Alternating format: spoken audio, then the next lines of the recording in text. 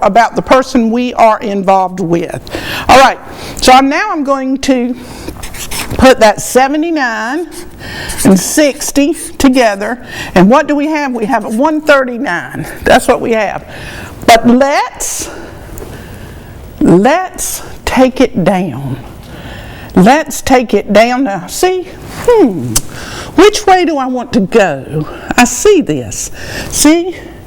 Either way, I'm going to hold this right here because I can take that 13 and add that 9 to it and I'm going to get me a 22. Or I can take that 9 and add that 3 to it and then add the 1 and I'm going to get a 13. Okay? I'm talking about curiosity. That's what I'm doing. I'm talking about curiosity. So out of this word, I can either have a 22 or a 13. 22 is a master number. Remember I told you 11, 22, 33? Or I can have a 13, but even in that, the 13 is part of that 22. And this is death and transformation.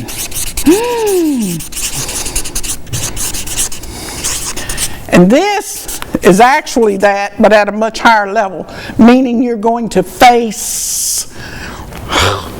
possibly harder, it would seem like, obstacles and barriers and things that's going to prevent you from moving forward. But they're only supposed obstacles and barriers.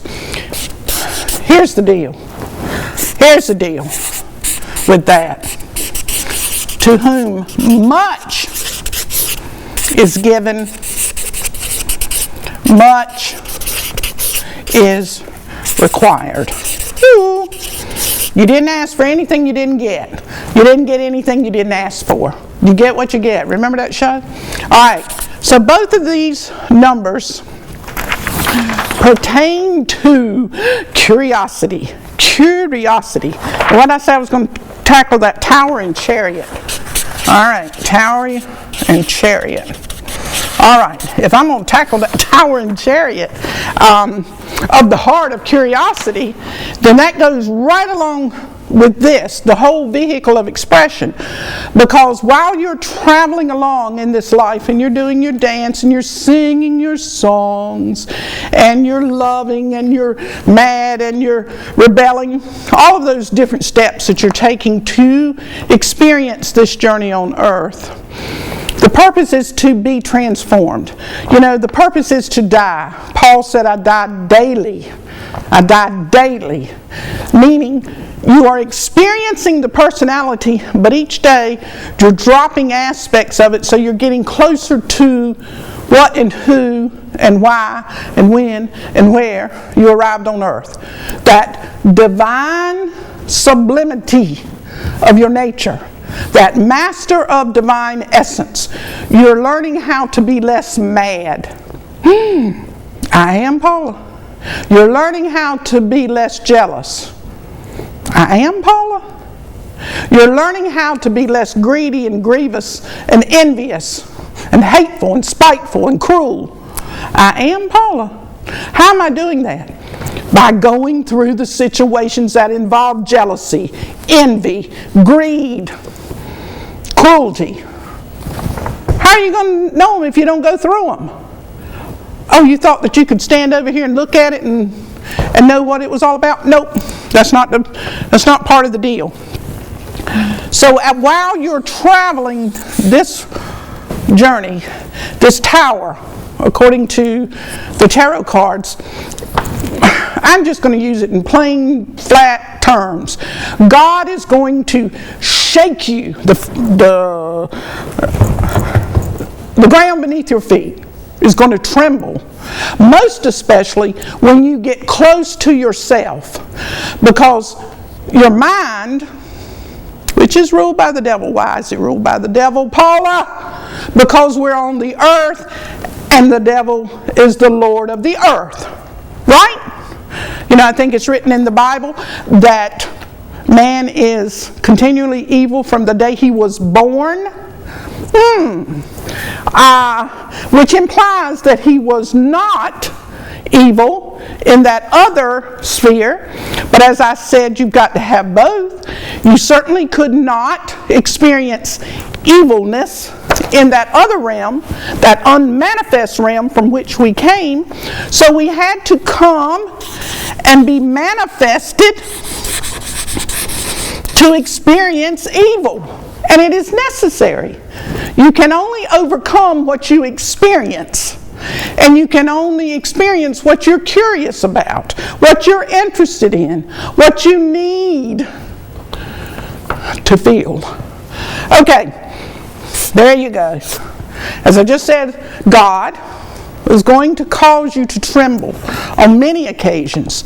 And this chariot that you'll be riding in, you remember we started the show about riding the mule, didn't we, Missy? Riding the mule. So we're riding a perpetual mule who spits and snouts and all that kind of stuff. Let's see what mule is. We're riding that mule. We're riding that sacred mule while we're here. So, Mitzi, I think that was part of either way you want to go, whether it was 13 or 22 of curiosity, death and transformation. There's that dance in the universe, dance in life. We're gonna move this way, we're gonna move that way, we're gonna spin around. Sometimes we'll sit down, sometimes we'll stand up. What do you mean? I mean, sometimes you'll be humble, and sometimes you'll be so proud. It's all part of the dance. Okay, you got a 12 here, and you got a 5 here. So what is this mule? We got a 26, and we got a 25. Ooh, yes we do. I think that is that 7 again. Remember, God's favored number. So the personality of a mule is God. What did you say, Paula? Did I just hear some blasphemous words come out of your mouth? I think not. They may have been in your interpretation, but they didn't come out of my mouth. Spit was the only thing that came out of my mouth in saying that a mule is God. Everything is God. Every single solitary thing. There is nothing that is not God. And to make a distinction is going to cause that tower to shake vehemently and repeatedly in your life. Okay, you got a 25 there, which is 7, and you got an 8 there. Wow, wow, wow. Wow, wow, wow, wow. The word I'm saying is wow. Okay, if we have an 8 there, then this is telling me that mule that we're riding, guess what he is about? He is about the fear, the anxiety, all of the trepidatious thoughts that you may have of loved ones dying, of yourself dying, of what it means, the mystery of it. That mule is about that. That mule is about sex and everything that is attached to sex. You know, that orgasm that you have, you die. In that moment, you're not conscious of anything. It is a pleasure that is beyond anything you can describe in this world. That is just touching the hem of his garment of what we were and how we are and what is at the essence of our soul. It is so much more.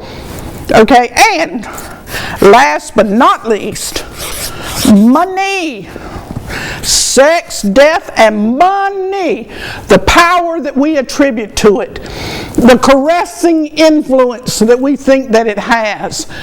The feelings of security and familiarity because we have money, or the lack thereof. Why stay on how much?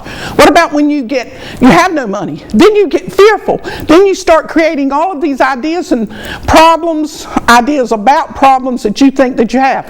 Are you not still breathing? Are you not laying down every night? Are you not eating, no matter whether it's not as much as you were eating if you have less money? And don't you go to the bathroom? Has it inhibited any of those things because you don't have money? I didn't think so.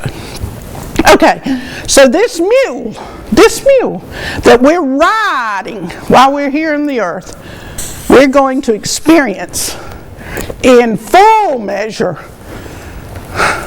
the depths. Oh, look at me go upwards. I'm going to do it again. The depths of the galaxies and the height, I'm doing it backwards, I love it, of the earth, and one being the same. We're going to do that.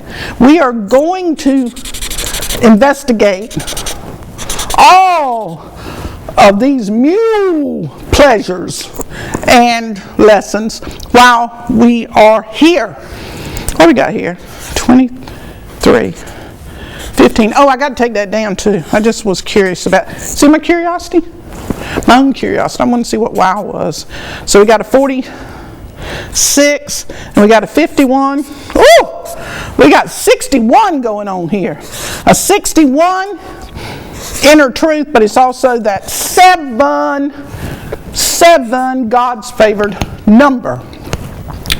So what do we have? What were we going to do here? That was 41. Is that what? Oh, 8 and 7 is 15. Is that right? Yes, it is. And in the tarot cards, one more time, the devil rules this 15. So this mule is the devil, of which we're going to experience all of these lessons and episodes and events and people and everything that's attached to it.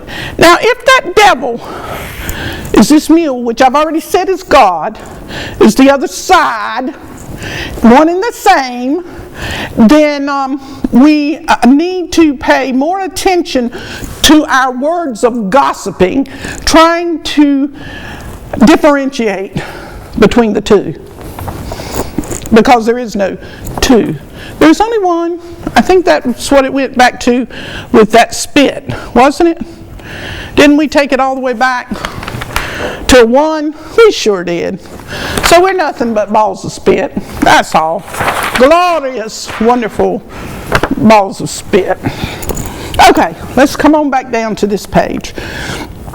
Okay, new activity is constantly needed to sustain any sufficient level of endeavor. New activity. New activity. Well, if we got to have some new activity, then how about if I just become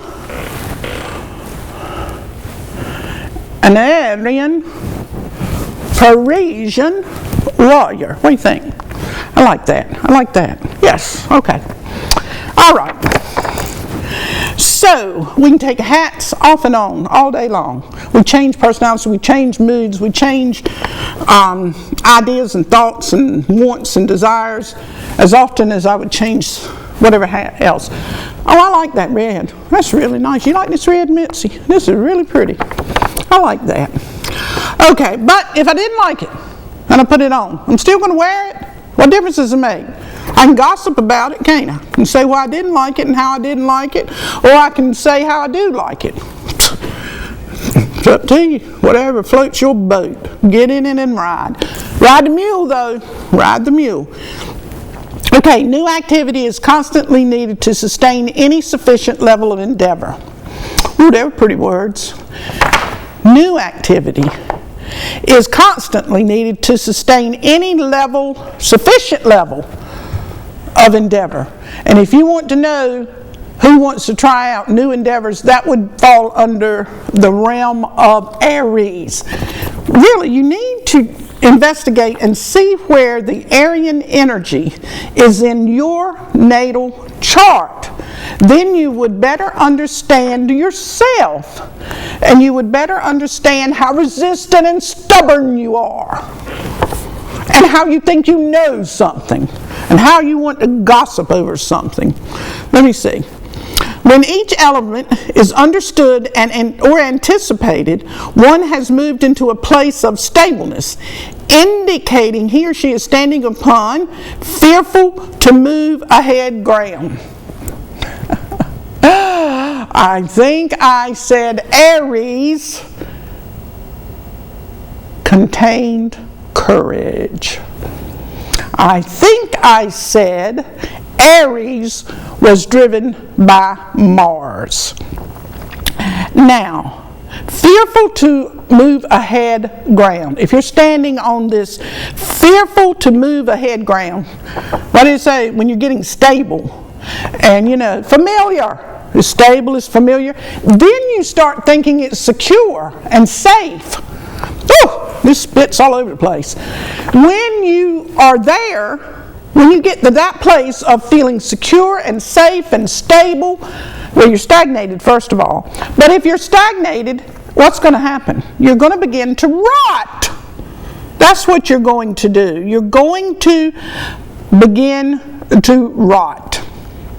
Let me see. Next sentence. Containment comes before the prelude to death in any adventure. And when one can arise in the morning and have any type of feeling of assurance or security, you have prelayed death. You have spit it out. When you know what you're going to do and you follow that like a robot, boom, boom, boom. No wonder when somebody speaks to you, they think you're half dead. They might, if you don't blink your eyes and move your mouth, they may mistake you for being totally dead and go try to find you a coffin so you can lay down. What are you afraid of? Why don't you use this curiosity that brought you to this earth? You know that sperm that was in your daddy's penis and in his testicles, and it swam along with all them other ones fast. That was some Martian energy, buddy. It was going up there, and then it had to get to that egg in your mother's womb, up her vagina, and it had to go there. Well, this energy that was that little teeny old sperm, and he was faster than the rest of them, but he was going to go and he was going to penetrate that sucker, because that was a hard shell, and he was going to membrane, he was going to break it.